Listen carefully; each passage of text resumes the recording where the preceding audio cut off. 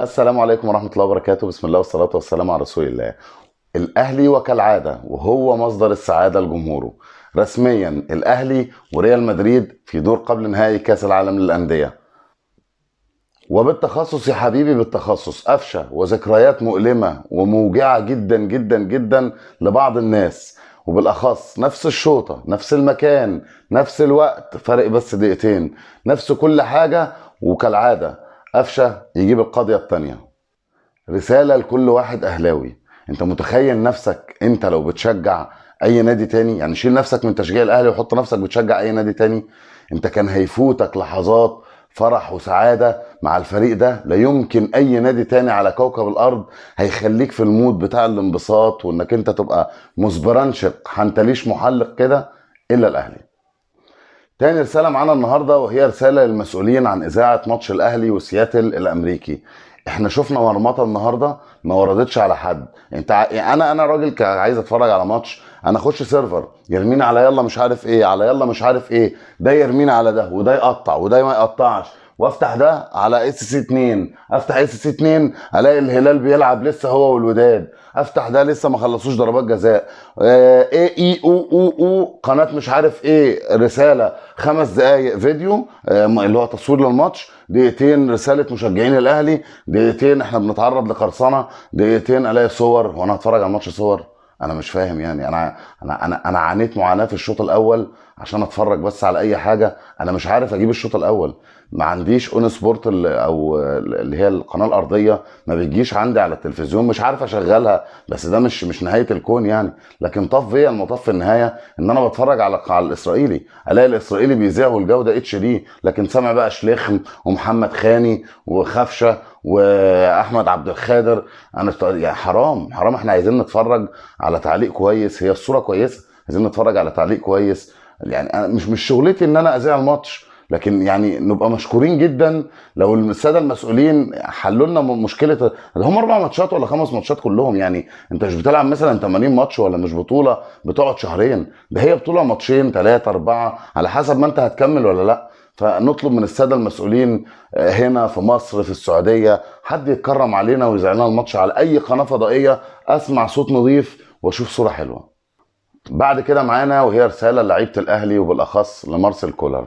الاهلي النهارده ما كانش افضل حاجه على ارض الملعب، ما كانش افضل حاجه، ولكن كولر النهارده كان ليه راي تاني، لان سياتل الامريكي غير اوكلاند سيتي 180 درجه في الدفاع في الهجوم في الانطلاقات في الصلابه بتاعه خط الوسط في الوينجات بتاعته. لا الفريق ده حلو احسن من اوكلاند سيتي ب 360 درجه مش 180 درجه بس. لكن النهارده مارسيل كولر رايه كان غلط، رايه كان غلط لانه غير الثلاثي الامامي اللي هو حسين الشحات واحمد عبد القادر ومحمد شريف، ده غيره واستبدله النهارده بالثلاثي بيرسي تاو وكهربا وطاهر محمد طاهر. كهربا وطاهر محمد طاهر، طاهر محمد طاهر بالاخص لسه ما دخلش الفورمه بتاعه اللعب، وبيرسي تاو لسه راجع برده من الاصابه، تقريبا ما لعبش الا الماتش اللي فات.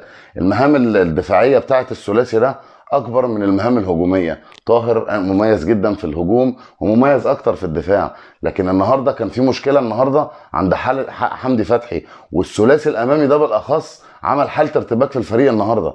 وشفنا كلنا صعوبه تحرك حمدي فتحي، الراجل اللي دايما كولر هو الابن المدلل ليه بيسيبه يتحرك مع الثلاثي دول ويروح ويجي ويسقط دايما هو جنب راس الحربه، ما قدرش يعمل الكلام ده النهارده علشان الثلاثي اللي قدام ده مش متفاهم مع بعض ومش منسجم مع الفريق. وتقدر تشوف الكلام ده نظري لما الشوط الثاني جه وتم التغيير في الشوط الثاني، شفنا احمد عبد القادر راجل تقيل، ولما الكره كانت بتيجي تحت رجليه كان بيعمل حركه كويسه من الناحيه الشمال، وبيرسي تاو انضم للناحيه اليمين، ومحمد شريف نزل مهاجم. بدات بقى الدنيا ايه، بدات الدنيا تفتح، ونزل محمد مجدي قفشه، بدات الدنيا تظبط شويه. حتى انت لو ملاحظ في الماتش هتلاقي في اهلي مسك كوره، الاهلي الشوط الاول ما كانش موجود ولا سياتل كان موجود، كان ماتش عقيم، كوره كورتين بالكتير قوي، انا بدافع وانت بتدافع، مرحله جس النبض طولت دخلت لحد الدقيقه 80 تقريبا. المهم ان الاهلي ظبطت الدنيا معاه لما بدا يلعب كوره، لما بدا يبقى فيه واحد اللي هو محمد مجدي قفشه، هعرف العبكم كوره، واحمد عبد القادر يقدر ياخد الكوره ويقدر يطلع يتحرك، وهكذا بيرسي تاو في وجود بقى محمد شريف، وانت خرجت دلوقتي حمدي فتحي. الدنيا بدات تظبط، الدنيا بدات تظبط مع الاهلي اكتر. فيعني هو حاجه حلوه من كولر ان هو تدارك الخطا اللي هو عمله ده، وان هو ظبط الدنيا تاني في الشوط التاني. للمره المليون باكد على الساده المسؤولين: انا مش هينفع الاهلي يقابل ريال مدريد وابقى قاعد بتفرج على سيرفر، الاقي واحد مثلا عنده اي حاجه بيتفرج عليها، هو سابقني ب 30 دقيقه ب 30 ثانيه، الاقيه هو بيسقف والاهلي جاب جون او الاهلي دخل فيه جون، وانا قاعد هنا منتظر. انا في الحاله دي ممكن يعني ممكن يحصل حاجه، ممكن تفهمني يعني. الساده المسؤولين اتصرفوا وزعوا لنا الماتش. الاهلي ما لعبش مع ريال مدريد غير من 20 سنه في 2001، وكان الاهلي كسب لما كنا مفسحينهم في الاهرامات ومظبطينهم.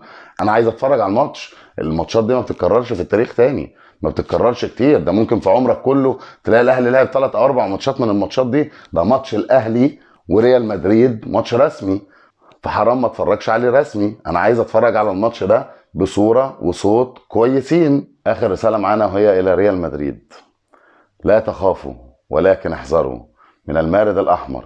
هندغدغكم ازاي معرفش، بس هندغدغكم. وهنكسبكم برضو ازاي معرفش. ربنا يرزقنا ان شاء الله زي ما رزقنا في الماتش ده. كانت الدنيا مش مظبوطة والدنيا ظبطت، بس احنا هنفرتك ريال مدريد. للاسف انا مش قادر اتكلم اكتر من كده، عندي احتقان في زوري والدنيا بايظه معايا وفي شويه تعب كده. في النهايه لو عجبتك الحلقه اعمل لايك واشترك في القناه وخلي الكرة ليك يا صديقي العزيز. سلام.